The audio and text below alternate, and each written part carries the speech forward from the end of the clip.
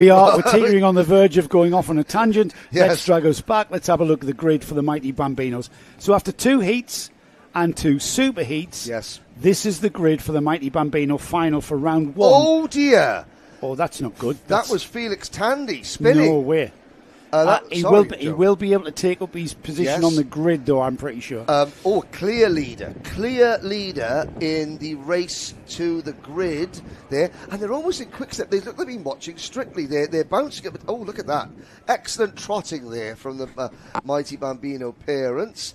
And there's good style points there as well. I wonder if they've got together. Oh, look at that! Elbows out. There we go. And good work there. Good work. Again, we should give them number plaque. Absolutely. And that's the first time you'll see someone in a Ricky Flynn jacket at the back of any pack in the world of karting. Well, let's have a look at this grid then. Heath Smith has earned pole position with 0 points taken. It's the one with the least points. That's a perfect score for Heath Smith. Arthur Rhodes will join him alongside on the front row. Second row is Ethan Hume and Freddie Dye.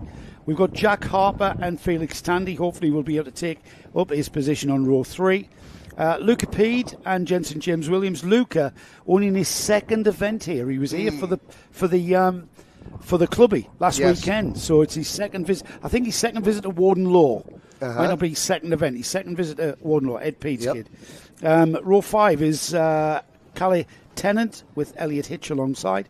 Logan Edwards and Arthur Thompson on row 6. Row 7 is Harry Wass and Freddie Pennell. Noah Brad and Bobby Slater share row 8. Row 9 is Frank Pearson and Nico Mohan. George Algar, where's his fan club? George Algar fan club on the sidelines. He's alongside Teddy Smith. Tilly Cook, please put up your sign of support. And we've got Oliver Yap and Oakley Howlett rounding off what is a 22 kart field. Right, here we go, Henry. Standing start, lights go on. The engine revs don't rise, of course, because it's an electric-powered Bambino class, and off we go. And it's a great start from Arthur Rhodes there. Yep. And has Arthur Rhodes got enough momentum to get him into the lead? No, he hasn't. It's going to be Heath Smith on that orange helmet, but side by side through Brian's Bend. He's gone and made it happen. Arthur Rhodes with some really, really courageous driving there. Excellent, good, respectful driving between both those the two leaders. They were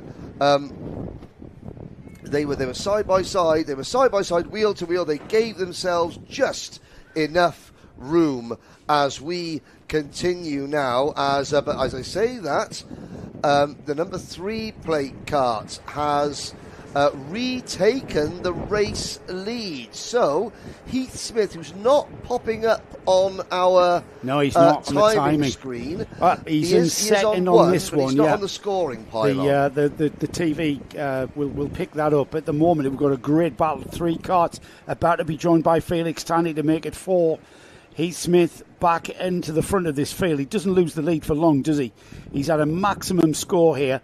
2 heats, 2 super heat wins. And now he's under massive pressure from Arthur Rhodes, Freddie Dye, and here comes Felix Tandy, the English plate holder in that black cart, the yellow and blue helmet of Felix trying to get involved. And there's Arthur Rhodes taking the number 11, Ethan Hume, with him, or is he? Yeah. Side-by-side action into the dog leg. You can't go too wide there unless you're a Bambino, and they're going to prove me right as Heath has gone down to 3rd, almost 4th as Felix Tandy around the outside. He gets pushed wide, but it's 3 wide now towards the first of the centres with the number 17, Freddie Dye, getting involved. They're coming together with Felix Tandy. Tandy is out and at the back of the field now. After a coming together, he resumes, but that's taken him right out of contention here, Henry. Now you could see, look for the kart, the all-white bodywork kart of Freddie Dye. Just dives in. The door was closing. I think it was Felix who came across the front of Freddie. Yes, and that's unfortunate. The 2 teammates now lead, and they'll be breathing a sigh of relief because Hume was able to just push his teammate Rhodes past Heath Smith and out of that danger zone, because it was Smith, Tandy, and Dye that were wheel to wheel. Just behind them, so a fortuitous piece of teamwork there, timed it right, and now you could see Ethan Hume locked on the rear bump of his teammate, but Heath Smith, who's now reappeared on our scoring pylon, is there in P3. He keeps momentum through the corners massively, does Heath Smith. And he's latched straight back onto the back of Ethan Hume. I thought these two were going to pull away. They were in each other's wheel tracks, literally glued to one another, Arthur Rhodes and Ethan Hume. They're the two karts at the front there. The bright yellow helmet is the leader. That's Arthur Rhodes. The second kart in the frame was Ethan Hume. And then Heath Smith, he's onto the back bumper now. Mm-hmm. And as they get round to and it's side-by-side action from the teammates with Arthur. And now three wide action into the horseshoe. And there's still 3 wide, and Heath Smith cuts underneath, coming off the Gasworks hairpin, and then maintains momentum on the outside and sweeps around the outside of the horseshoe to take the lead. But you're looking at the single-digit numbers because this is an official Motorsport UK British Championship. You're allowed to run your national ranking numbers. So Heath Smith, 3rd in Britain last year. Jack Harper, 6th in Britain. Jensen James Williams, 7th in Britain. They're allowed, because these are the numbers they earned in this championship last year. Seeded drivers, aren't they? Nationally seeded drivers.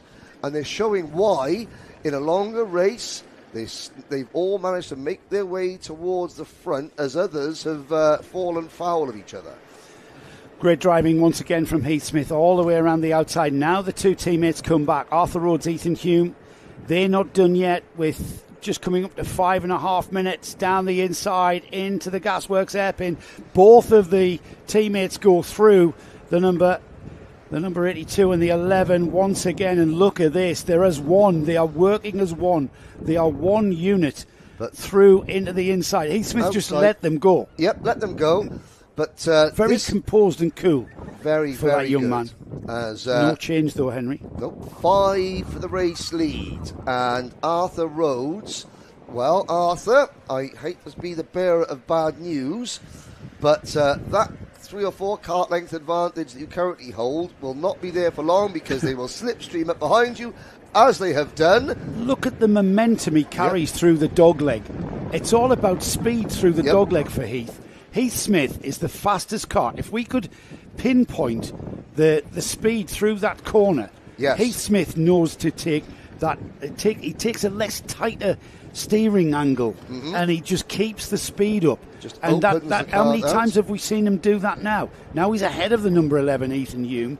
And now, can he get by? And he is. He's pulled alongside, and he's taken Hume with him, is he? Down the inside? Well, Hume, I think, was helping Heath Smith along. Arthur Rhodes, he could thank his teammate for putting him into the lead earlier on.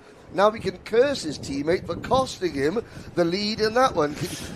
But sometimes you have, in this level, at this age group of racing, your teammates change during the course of the race. You have to use different drivers to further your own advantages, in different ways as the race progresses. Now that's not what you want to see teammates doing. Now they're tripping each other up. Now that's going to be to their detriment. They've lost 3rd place there to, is that Jack Harper on the number 6? Yes, it is. Jack Harper now into 3rd place and ahead of Arthur Rhodes. And that was because, I think it's Arthur Rhodes, isn't it? That's because Ethan Hume and Arthur Rhodes started wheel banging through turn 1. Yeah, teammates. And that was to their detriment. That's not what you want to do. Worked together beautifully earlier on, not so much now. 3 minutes to go. We're getting down to time running out for these drivers to make any kind of impression. Here we go again, though. Ethan Hume into the slipstream of the leader, Heath Smith. He's down the inside into the Gasworks. Heath Smith stays composed, doesn't panic, just slots in behind and comes together. Says didn't panic. He made contact, and that's cost him momentum. I'm surprised he hung on to the lead, but he didn't want to stifle the momentum coming out the corner and just coming back off that curb. He made contact with the rear axle of the now leader, Ethan Hume. He didn't want to back off. No. I mean, Hume wasn't blocking. He was just taking the racing line, and Smith just didn't want to ease off the accelerator pedal. I was going to say the gas pedal there, but I've got to... Oh, here we go. See again, that line he takes, the wide, smooth line through the dogleg, absolutely assisted him massively there. So it's Arthur Rhodes now in the lead. Heath Smith 2nd. Ethan Hume is the kart that now finds himself in 3rd. Felix Tandy has moved up another movement as he's back up to 7th. He's now behind Luca Pede in 6th.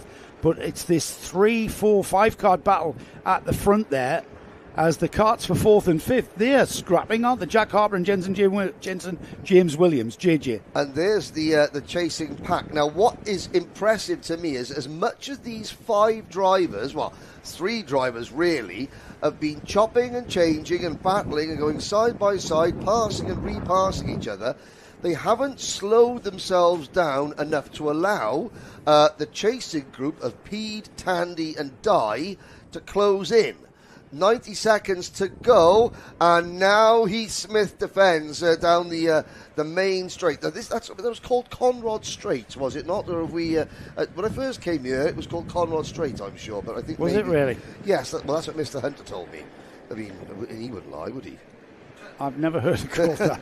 I remember when this was all fields, and here we go. Here we go into the first of the centre hairpins, the left-hander. And it's Arthur Rhodes getting back ahead. Or is he? No, he's not. Or is he? The second centre, side by side. This is going to be to the detriment as number 6 there, Jack Harper, coming through. And who's coming with him? JJ Williams coming through as well. They're on the back end now, just resting up against that number 82 of Arthur Rhodes.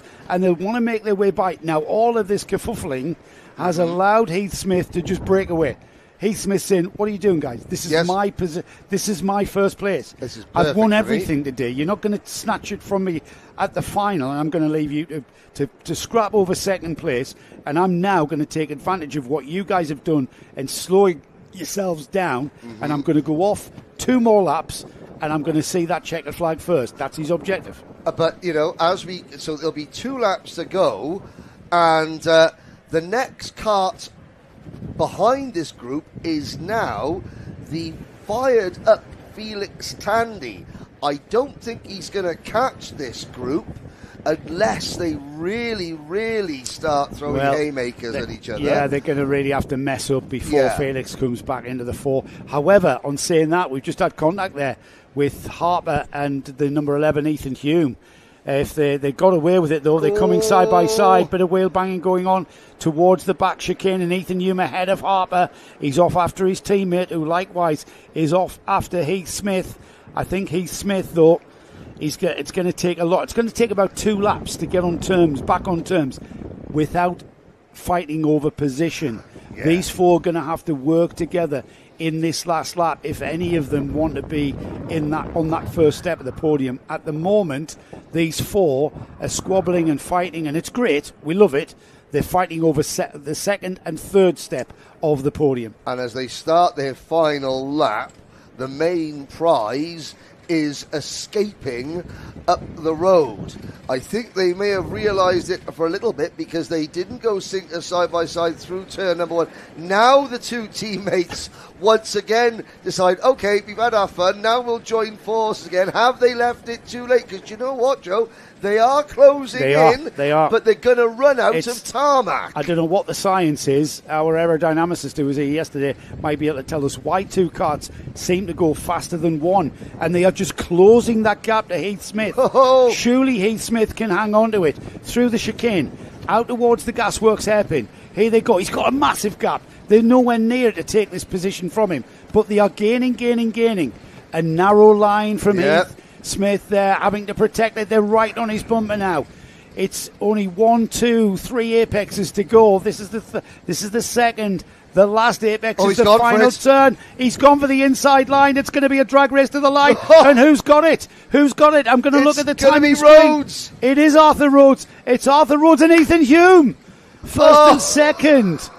Incredible finish. Heath Smith demoted to the 3rd step of the podium at the last lap.